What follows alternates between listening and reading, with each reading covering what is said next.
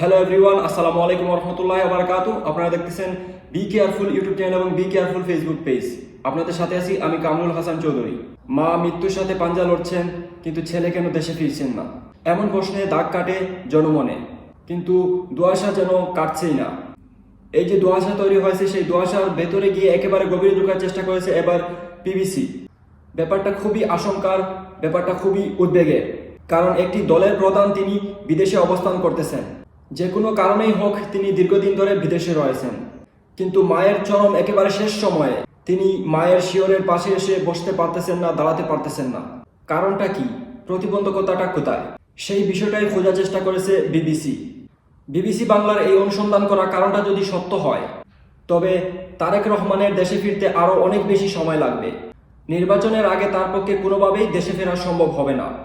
নির্বাচনের পরে যদি বিএনপি সরকার গঠন করে, তবে হয়তো তিনি দেশে ফেরার কোনো সুযোগ খুঁজে পাবেন। কি বলছে বিবিসি, চলেন একটু জেনে দেখি। সাথে থাকবেন বি কেয়ারফুলের নিয়মিত আয়োজনে। বলছিলাম, তারেক রহমানের দেশে ফেরা না ফেরা নিয়ে সংকটটা কোথায়? তারেক রহমান ফেসবুকে স্ট্যাটাস দিয়ে একটা সংকটের বার্তা দিয়েছিলেন এবং তিনি বলেছিলেন তার দেশে ফেরাটা তার একক ইচ্ছার উপর নির্ভর করে না। আবার তিনি এটাও বলেছিলেন যে এর চাইতে বেশি এখানে বলা সম্ভব নয়। তার মানে একটা বড় গেরাকলে আটকে গেছেন তিনি। কিন্তু সেই গেরাকলটা কি, সেই প্রশ্নেই অনুসন্ধান শুরু করেছিল বিবিসি। আর সেই অনুসন্ধানের শিরোনাম দিয়েছে তারা এমন: তারেক রহমানের দেশে ফিরতে বাধা কোথায়? তারপর তারা এই বিষয়ে বিস্তারিত যা বলেছে সেটা হলো, বিএনপির ভারপ্রাপ্ত চেয়ারম্যান এখন দেশে ফিরতে পারছেন না। এই বিষয়টা নিয়ে রাজনৈতিক আঙ্গনে নতুন করে জল্পনা কল্পনার সৃষ্টি হয়েছে।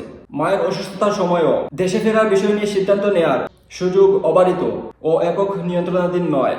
তার নিজের ফেসবুক পোস্টে এমন মন্তব্য নিয়ে প্রশ্ন উঠেছে, তাহলে তারেক রহমানের দেশে ফিরতে বাধা আসছে কোথায়? কার হাতে এই নিয়ন্ত্রণ? এবং বিএনপির অবস্থান কি? এ বিষয়ে এক সংবাদ সম্মেলনে প্রশ্ন করা হলে মির্জা ফখরুল ইসলাম আলমগীর বলেন, তারেক রহমানের ফেসবুক পোস্টেই এর ব্যাখ্যা রয়েছে, এ বিষয়ে আর বেশি কিছু বলার নেই। আবার তিনি এমন মন্তব্য করেছিলেন যে তারেক রহমানের দেশে ফেরাতে কোনো সমস্যা তিনি দেখছেন না। একদিকে অন্যদিকে তারেক রহমানের ফেসবুক পোস্টের কয়েক ঘন্টা পর বিকেলে সরকারের প্রেস সেক্রেটারি বলেছিলেন যে সরকারের পক্ষ থেকে এ বিষয়ে কোনো বিধিনিষেধ নেই। তাহলে সিদ্ধান্তহীনতার পেছনে কি রয়েছে? বিবিসির অনুসন্ধানে কি পাওয়া গেছে? অক্টোবরের শুরুতে এক সাক্ষাৎকারে তারেক রহমান দ্রুত দেশে ফিরে নির্বাচনে অংশ নেওয়ার কথা বলেছিলেন। দলের নেতারাও জানিয়েছিলেন তিনি নভেম্বরে দেশে ফিরবেন। কিন্তু মাস শেষ হওয়ার আগ মুহূর্তেই নিজের ফেসবুক পোস্টে তিনি নিজেই জানান তার দেশে ফেরাটা তার নিজের নিয়ন্ত্রণের মধ্যে নয়। এই পরিস্থিতিতে আলোচনায় এসেছে পুরনো বিতর্কিত -2 ফর্মুলা। রাজনৈতিক মহলে অনেকেই মনে করছেন তারেক রহমানের সাম্প্রতিক মন্তব্যে ইঙ্গিত পাওয়া যাচ্ছে প্রভাবশালী মহলের কোনো অজানা প্রভাব তারেক রহমানের দেশে ফেরা দীর্ঘায়ু করছে। তাহলে কোন সেই প্রভাব? বিদেশি প্রভাবের আভাস সেখানে মিলছে, সেটা বলছে বিবিসি। বিএনপির কিছু সূত্র বলছে তারেক রহমানের দেশে ফেরা নিয়ে কোনো শক্তিশালী দেশের আপত্তি থাকতে পারে। তাহলে সেই শক্তিশালী দেশ কে বা কারা? একটি দেশ নাকি একাধিক দেশ? তবে কোন দেশ এবং কি কারণে আপত্তি, তা এখনো নিশ্চিত করতে পারেনি বিএনপির কেউও। রাজনৈতিক বিশ্লেষক মহিউদ্দিন আহমেদ মনে করেন তারেক রহমানের বক্তব্য স্পষ্ট ইঙ্গিত দেয় যে তার দেশে আসার বিষয়টি একক সিদ্ধান্তের মধ্যে নয়। তিনি উল্লেখ করেন বাংলাদেশের রাজনীতিতে যুক্তরাষ্ট্র এবং ভারতের অবস্থান গুরুত্বপূর্ণ। এবার দুটি দেশের নাম পাওয়া গেল, যুক্তরাজ্য এবং ভারত। এই দুই দেশের নীতিগত অবস্থান পরিবর্তন ছাড়া তারেক রহমানের দেশে ফেরাতে ঝুঁকি রয়েছে, একথা বলছেন মহিউদ্দিন আহমেদ। উইকিলিক্সের পাস হওয়া প্রতিবেদনে তারেক রহমানের বিষয়ে যুক্তরাজ্যের আপত্তির বিষয় সামনে এসেছিল। এবং যে যাই বলুক না কেন, ভারত যুক্তরাষ্ট্রের নীতির পরিবর্তন না হলে তারেক রহমান দেশে ফিরবেন কোন ভরসায়? এটা একটা গুরুত্বপূর্ণ প্রশ্ন, যে ভারত এবং যুক্তরাষ্ট্রের নীতির পরিবর্তন না হলে তারেক রহমান দেশে ফিরবেন কিভাবে, কোন ভরসায়? সেই কথাটাই বলছে বিবিসি। বাংলাদেশের রাজনীতি অনেকটাই নির্ভর করে ভারত এবং যুক্তরাষ্ট্রের চাওয়ার উপর। মহিউদ্দিন আহমেদ আরও বলেন, 1-11 পর্বে কথিত লক্ষ্য ছিল -4। শেখ হাসিনা ও তার পরিবার ইতিমধ্যেই ক্ষমতা হারিয়েছেন। খালেদা জিয়া অসুস্থতার কারণে নিষ্ক্রিয়। ফলে আলোচনায় এখন তারেক রহমানের অবস্থানই সবচেয়ে গুরুত্বপূর্ণ।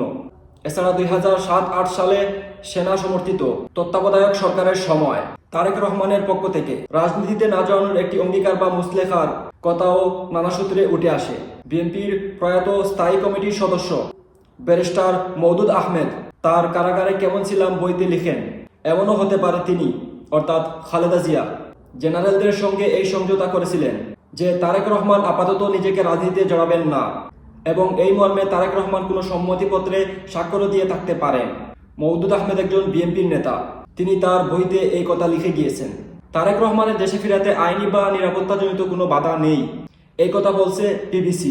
শেখ হাসিনা পতনের পর গত 15 মাসে তারেক রহমানের সব মামলার নিষ্পত্তি হয়ে গেছে, সুতরাং মামলা জট আর নেই।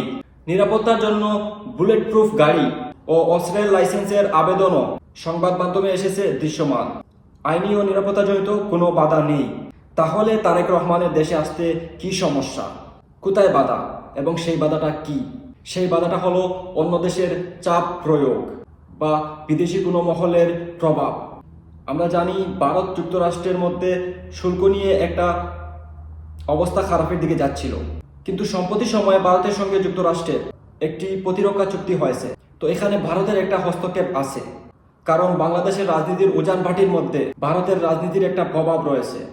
তাই বাংলাদেশের রাজনীতির উত্তাল পতনের মধ্যে ভারতের অনেক কিছু যায় আসে, আর সেজন্যই ভারত এখানে হস্তক্ষেপ করার চেষ্টা করতেছে, আর ভারতের মাথায় যুক্তরাষ্ট্রের হাত রয়েছে।